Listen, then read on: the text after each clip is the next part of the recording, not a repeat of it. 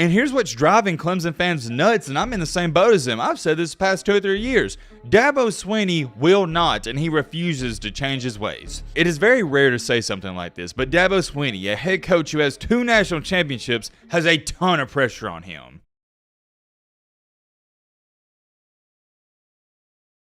Clemson, and good old Dabo Swinney. We haven't talked about them at all. Now that I think about it, we haven't talked about them since football season. Wow, that's kind of shocking when you consider they're one of the most relevant teams in college football. But just because we haven't talked about them doesn't mean that's bad news. I remember somebody once told me this. Sometimes no news is good news, and that's this case. Because in reality, if we're talking about your team in the offseason, it either has something to do with a quarterback battle, head coaching issues, the transfer portal, or the NIL, and all those things, they're not so good. And as we all know, or should know if you don't know, I'm about to inform you, Clemson and Dabo Swinney, they've made it clear they're not fans of the transfer portal, and they're not fans of NIL. And that also may be a key reason that Dabo Swinney is becoming a dinosaur. We're going to talk about that in just a second. By the way, we're not doing no intro, none of that. We're getting straight into it. And oh yeah, by the way, for my college football fans, I may talk about this a little bit in the future, but Alabama just landed big-time safety pickup from UAB. I may or may not talk about that a little in the future. I think it's a big pickup, but nothing to overhype.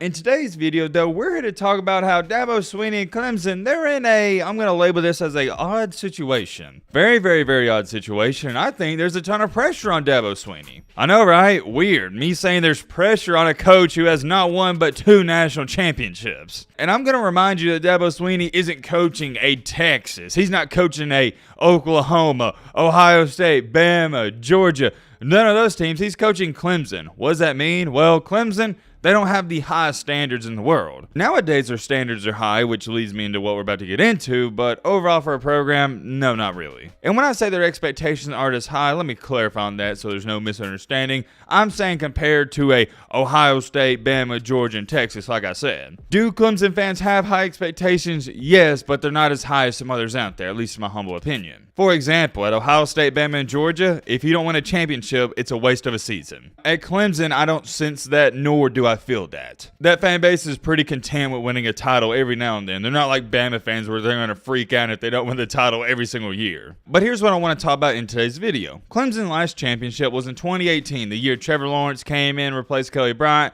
They went 15-0 and destroyed Alabama. What was it, 44-16? I do believe that was a score. And yeah, that was a great season for Dabo. But ever since then, it's gone downhill. The year after, in 2019, they went 14-1. That's when they lost to Ohio State and Justin Fields, and they got embarrassed. The roles were reversed. Oh, wait. My bad. My years were off here. 2019, my apologies. They go 14-1, and they lose to LSU in the championship. My bad on that. 2020 was a year where they go 10-2 and lose to Ohio State in embarrassing fashion. So let's recap here. 2018, they win the title. 2019, 2020, with Trevor Lawrence being the quarterback, they failed to win a title. And those were disappointing seasons because you had a generational talent at quarterback and you couldn't win a title. But nobody was really too worked up or concerned about this because you're still making the playoff. Well, fast forward in time into 2021, this is where things took a turn for the worse. You lose to Georgia, you lose to NC State, you lose to Pittsburgh, and you should have lost a couple others mixed in there, but regardless of all that, you still finished 10-3. That year was very bad from an offensive perspective. They couldn't put it together. That defense saved them so many times. Take a look at this stretch right here. Against Georgia Tech, they won 14-8 the game after. They lost to NC State. The offense only put up 21 points in double overtime. Then they beat Boston College, only scored 19 points, and they beat Syracuse and only scored 17 points. So on paper, looking back at it, you go, well, dang, even though it was a bad year, they were still 10-3, Matt. And yes, they were, but you've got to understand this. The ACC is currently the worst conference in the country. They've overtaken the Pac-12 for that top spot. In 2021, if Clemson was in the SEC, I don't know if they win 8 games. Getting a move on here, though, into our most recent year in 2022, they wound up going 11-3. Yet again, you look back on paper and go, well, dang, 11-3 ain't bad, but it wasn't that good. It doesn't give you the greatest perspective. In 10 years from now, people are going to look back on this and go, oh, yeah, well, 2020 through 2022, those weren't bad years. You won 10 games, but you got to understand the ACC is terrible. Last year, Clemson lost to Notre Dame in blowout fashion. That's embarrassing. Then, a couple weeks after that, they lose on their home field to South Carolina. South Carolina had no business winning that game. They didn't even play that great, and they still pulled it out. Then, a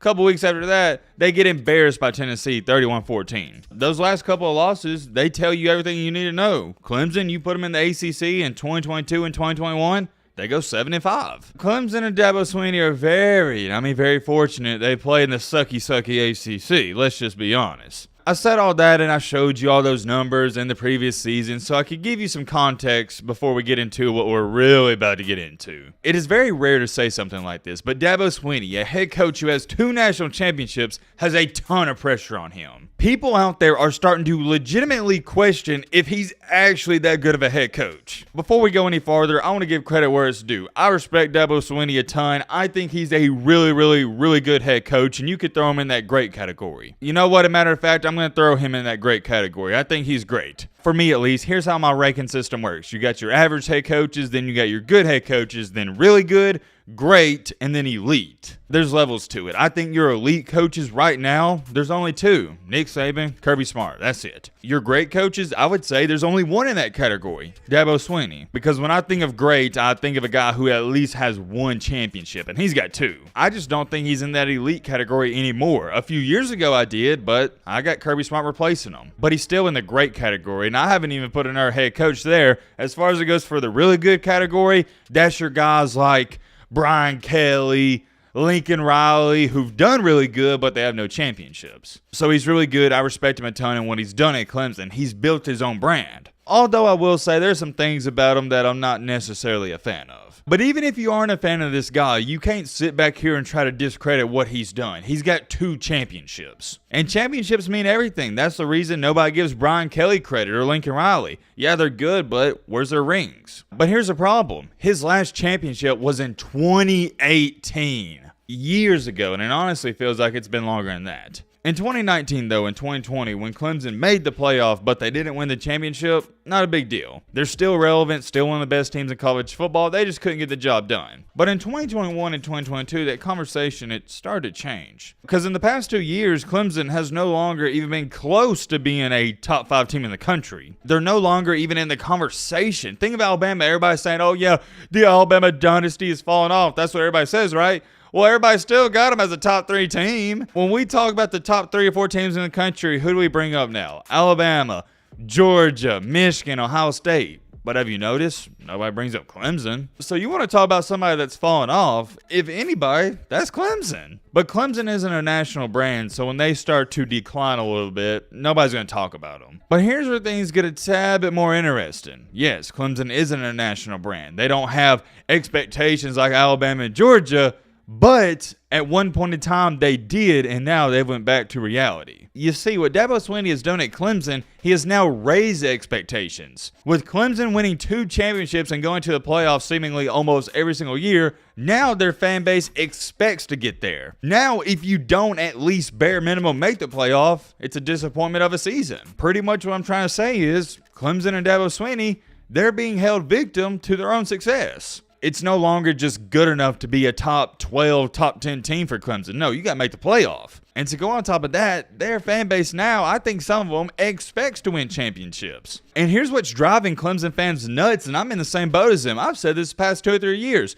Dabo Swinney will not, and he refuses to change his ways. What separates your great coaches from your elite head coaches, like a Nick Saban and Dabo Swinney, is Nick Saban, he adapts over time. Think about Nick Saban when he first got to Bama in 2006, 2007. Alabama was a defensive team. From 2007 to 2014 or 15, Alabama was known for defense. But now, the past 8 years, when you think of Alabama, you think of offense. Why is that? Because Nick Saban saw college football. He saw the game was changing, and he didn't want to become a dinosaur, so he adapted. Also, in the past couple of years, what's been implemented? The transfer portal and NIL. What has Nick Saban done? He's used it to his advantage. Whereas his counterpart, Dabo Swinney, he refuses to use it. So what's happened? Well, I don't want to say he has become. No, he really has become, or he is becoming. That's a better way to say it.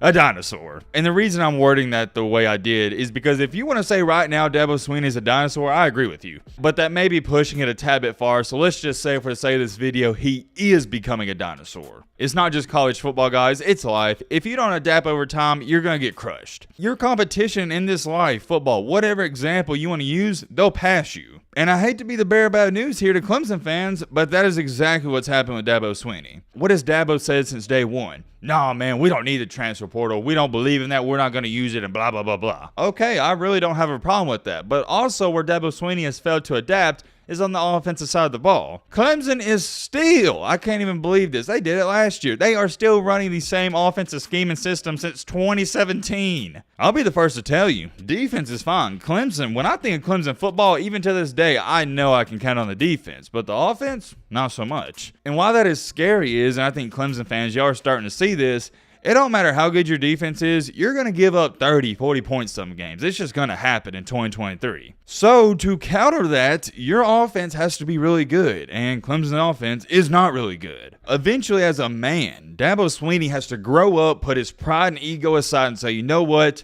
I need to change. I need to adapt my ways. Or I need to adapt and I need to change my ways. You get what I'm trying to say? I'll tell you this much. If losing to South Carolina at home last year wasn't a wake-up call, I don't know what will be. And take nothing away from South Carolina. They're a good ball club. They've already shocked me a ton. But come on, man. Are we really about to act like Clemson shouldn't beat South Carolina? I want y'all to think about this. If Dabo Swinney goes 9-3, 10-2 next year, that conversation around that Clemson football program is going to be very interesting. Am I trying to sit up here and hint at, hey, they may fire him? No, I'm not. I don't even think you can fire him. I don't even know if you could justify that considering he's got 2 championships. I mean, who are you going to replace him with? But that's also another reason why it leaves you in a weird spot because it's like, dang, man, when are we going to change? When are we going to adapt? And I haven't made this clear, so let me clarify on this and we'll end off here. I'm not saying that next year he has to win a championship. What I'm saying is he needs to change his ways. What I'm saying is the offensive scheme, it has to change. What I'm saying is his philosophy's got to change. It hasn't changed. If you turned on film from 2022, last year, where Clemson played a game, and you turned on film from 2017,